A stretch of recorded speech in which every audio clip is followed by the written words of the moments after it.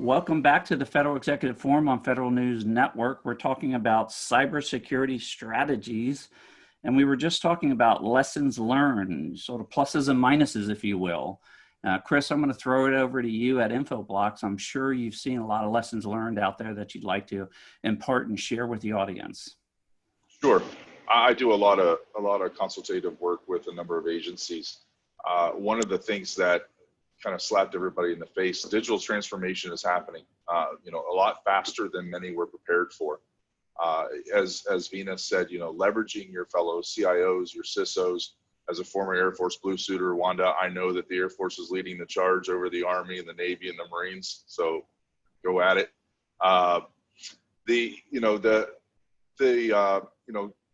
Leveraging those folks to kind of short circuit, zero trust and, federated approaches to security. We're all pushing forward together to continue to do the mission, whatever that mission may be. Let's not all, get burnt by the fire at the same time. Learn from your peers. Second, don't overestimate the capabilities of various technologies. A lot of times you'll see things that are, oh yeah, we also do that, and we come across that approach. One case in particular is a VPN. When I talk to various organizations, and they say, oh, but it's okay, we have a VPN. Not to discount VPN technologies, they're really great at one of the aspects of the CIA triad, which is confidentiality of data in transit. But it's really good at transporting malware. It's really good at transporting malware communications that traverse the tunnel. There is nothing about the overarching aspect of security that's built into a VPN. It just creates a secure tunnel, and it doesn't care about what goes through. And so it's kind of, understanding the aspects of what are the capabilities of adversaries, their tactics, their techniques, the procedures, and generalizing that aspect. As we've seen, the InfoBlocks has done a lot of work with a couple of agencies around taking down domains that have been very nefarious to COVID activities, from the research and even the financial aspect of delivering the PPP checks and such to entities. When we find something that's out there that's bad on the internet, we knock it down. But it's a phishing attack most often. It's the theme of the attack that often changes, not the methodology. And that's the other aspect is that people are realizing that and are just shifting to look for and address those particular pieces. Yeah, I mean, everyone got sort of smashed in the face, if you will, during this whole digital transition, and then over this, remarkable transition over into a fully remote virtual environment. Venus, let's ask you about your lessons learned. You've been through a lot of activities over there, a bunch of activities that I think very large departments and agencies would dream of being able to do with their SOC consolidations, et cetera, et cetera. I'm sure you've got some really fantastic lessons learned. You'd like to impart some wisdom on this community. Well, thank you. I actually do like this question, because the thing about lessons learned is that means that you are, in order to learn, you need to document what you're doing, right? And always take a look back when you're completed an activity. And so as Wanda said, collaboration is key. That public-private partnership and working with the industry partners is key. And we saw that here in COVID in our current environment. With all of the industry partners that are within USDA, having that meeting to say, okay, here's where we are, what's my investment, am I maximizing my investment, how can I use my investment in this current posture? So that was one of the key things we learned, was collaborating with our industry partners. And I had already, I'm happy to say that that's something that I did when I arrived here at USDA, was meeting with the industry partners just to make sure that I didn't have just tools for tools' sake, but that I had the right tools for the capabilities I need to secure USDA. The other lesson learned, and Chris, you touched on it, was we have to teach and remind our system owners and business owners to bake cybersecurity in, because it's definitely more expensive to bolt it on when you're done. And when they're planning for modernization efforts, to include cybersecurity as well. A secure SDLC or CICD, a DevSecOps, those aren't just buzzwords. Those should be the way that we do business. So I think having to teach sometimes and remind and work with our business owners, that's key. And I can't say enough about governance, governance, governance. What I learned was governance is key.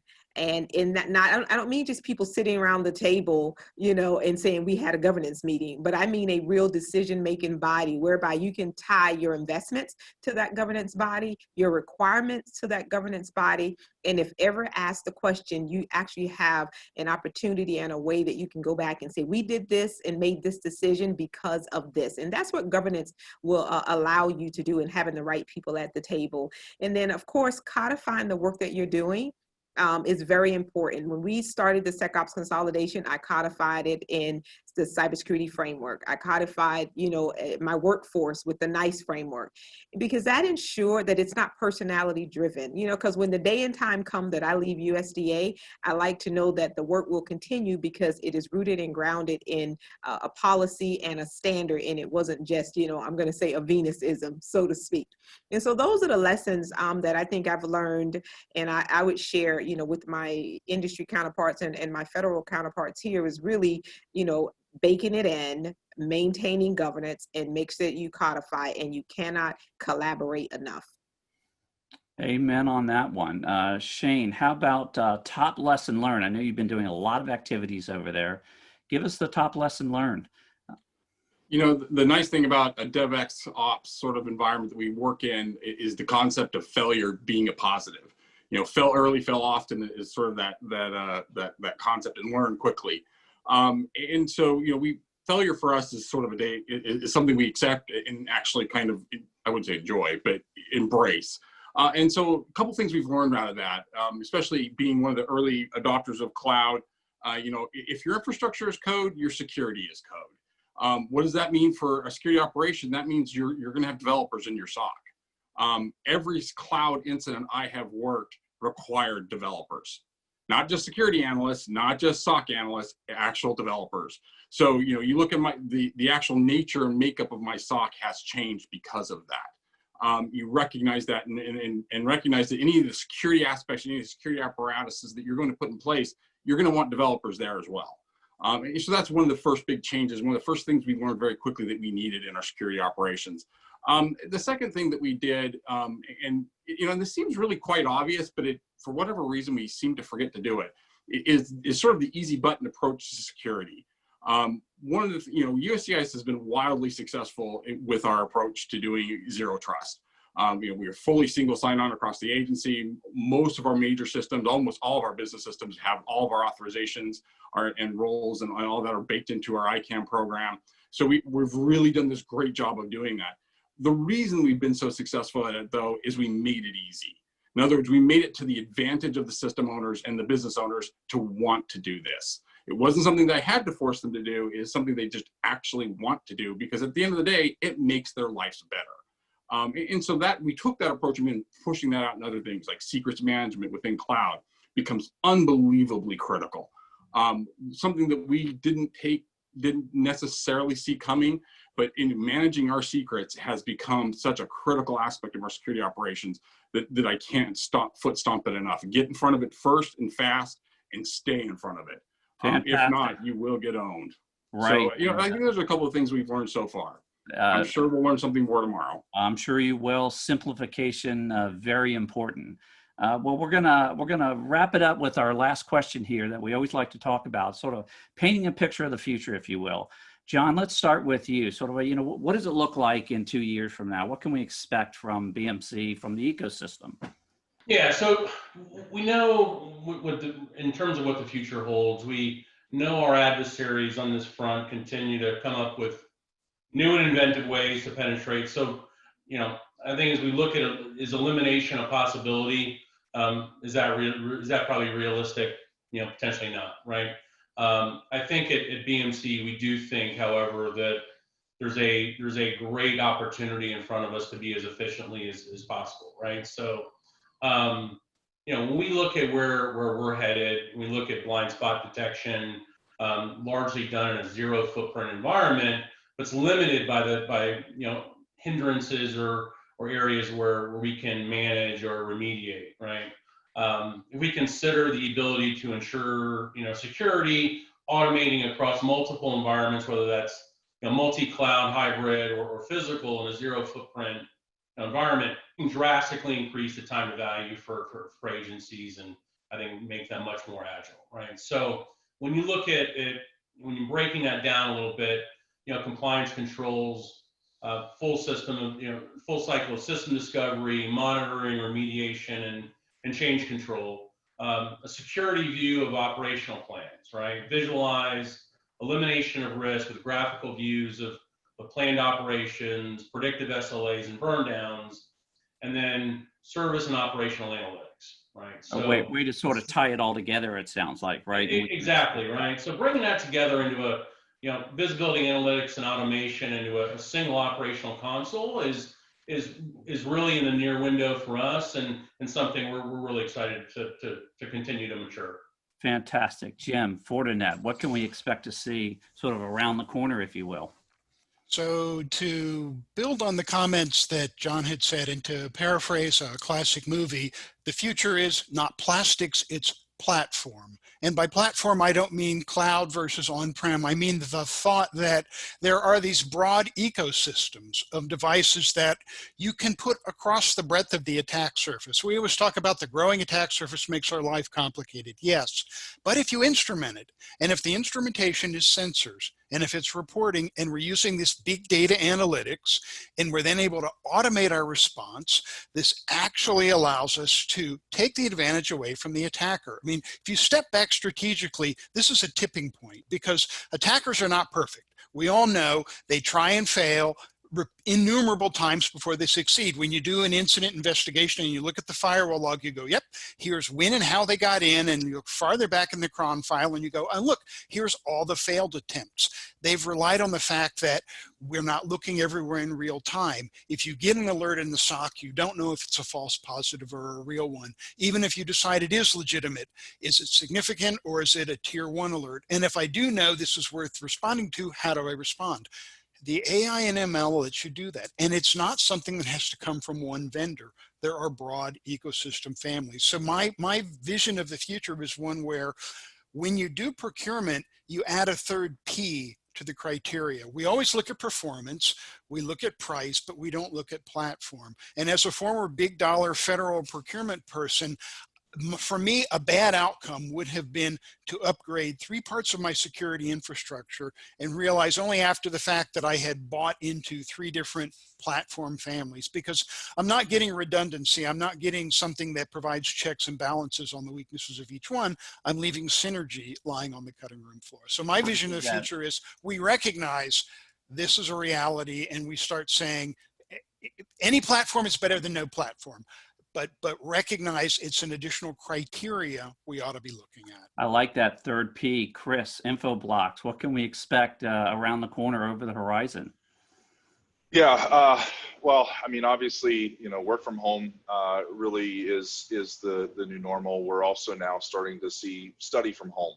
The big challenge with all of that is that we're busier, and how are we more effective? One of the challenges with everything that's going along, and we've even experienced it in the course of this particular webcast, is we can't just talk to each other during the breaks the way we could in the studio. You can't just walk down the hall anymore and talk to somebody. We are now more and more reliant upon the resources of the connection to the internet, and connection to the apps, connection to our cloud resources. We have to focus on 3 things. Security first, after availability. Get availability out of the way. We've done that largely, but now you have to focus on the security behind it, blocking out the intruders or containing them. Second, with most everything in the cloud, and let's face it, if you're at home, the cloud could be an on-premise data center. It's still away from you. We're dependent upon that connectivity and resiliency. You have to be able to connect with people, data, and applications. I think that some of the actors that are going to be out there, especially from a nation state perspective, are going to be looking for the continued ways into networks, but also how can I mess with, an entire agency's cloud system and shut them off? I mean, we all have dealt with, what happens when there are glitches in our online, telesystems like Zoom and others when there's a heavy demand and all of a sudden everything starts glitching or whatever. We have to be resilient and we have to have connectivity. Your cloud must be there at all times, standing ready despite any physical or virtual attacks that may be knocking at the door. 100% have to have it locked down, have to button up all those new attack surfaces. Shane, what can we expect at USCIS? Is it, if I'm going to be looking for benefits in the future, will I be able to do it virtually, even in a post-COVID world? We're close. We're getting there. For me, from a security perspective, my goal is to build a security program that can detect, respond, and recover from a zero-day attack and have the cyber hygiene to require one. So what does that mean? I respect the fact, I expect that the future is going to hold a no perimeter sort of infrastructure. When we moved into the cloud and the more we've moved into the cloud, we still pretend to have a perimeter, but it's just that we're pretending. That perimeter is gone. It has been gone for a while. We need to recognize that, embrace it, and more importantly, secure that. Moving heavily, we've already started our inroads into the zero trust model, extending that out even further, going it down all the way down to the data level, the metadata level, hardware, software, every aspect of your enterprise has to have that built in, and it has to be built in from the ground up. If I'm going to end the perimeter, users are going to come in through the internet. There's no more VPN. That's gone. So now you have to start talking about your levels of trust. And trust is not a black or white. It's very gray. So you have to talk about degrees of trust and how you degrade trust over time. And so you have to really begin thinking and building those models out. And I think the last thing, I really see, we've made a lot of inroads here in USCIS, is building out a security culture. Recognizing that the cybersecurity is the responsibility of every user, not just the security shop. But and that's a great platitude to say, and it's a great thing to put on a plaque. But how do you do that? How do you drive that? How do you make that real? There's a number of initiatives that, around different programs and different aspects to get people involved. There's an aspect of training and focus training. Your training should not be universal. Your computer security awareness training for a seasoned executive should not be the same as that of someone who's working in one of our field offices. There's got to be a variation. It's got to be role-based. It's got to be based on the actual threats that one perceives for that individual and the roles that they serve the agency in. So that model is the future. That's where we're heading, and making sure that users understand their responsibility inside that model. 100%. Every employee has to be a cyber warrior, so to speak. Venus, how about at USDA? And on behalf of every rancher, every farmer, I want to thank you for everything you and your team are doing. What can we expect? What's it going to look like in a couple of years? Shane, that was a good lead in, because what I talk about here is how do we inculcate a culture of cyber at USDA, meaning that cybersecurity is everyone's business and not just the 2210 or IT professionals.